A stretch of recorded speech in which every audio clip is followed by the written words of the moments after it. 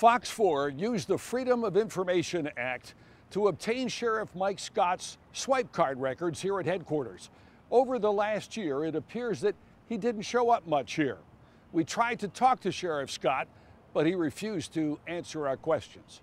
Wearing that big signature grin, Sheriff Mike Scott made it clear to me he was not going to talk to me on camera before leaving a waterfront memorial to honor fallen police officers. As always, the sheriff reaffirmed his tough stance on crime. We want the same thing everyone wants: safe, secure neighborhoods. But residents in Lehigh Acres have complained for years about rising crime and a lack of deputy manpower. As we reported on dozens of car thefts, burglaries, and shootings in Lehigh Acres, the sheriff has remained silent, missing scheduled appearances, turning down media requests, and keeping a low profile. Some have wondered, has he checked out? So we looked into whether he's checking in.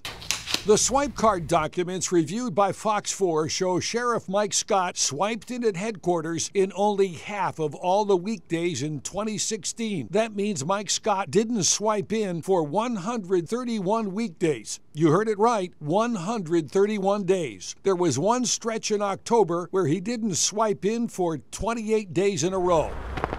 So if he wasn't swiping into the office, was he still there? And if he wasn't there, where was he?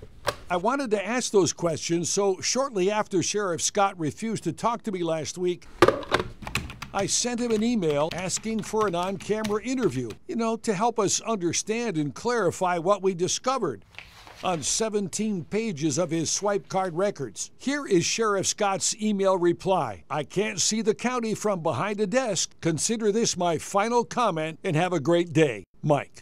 I'm just going over an email sent to me by the sheriff's PR staff, and they said, look, the swipe card records don't really reflect the sheriff's true activities because he goes to functions all over the county at all hours of the day and night.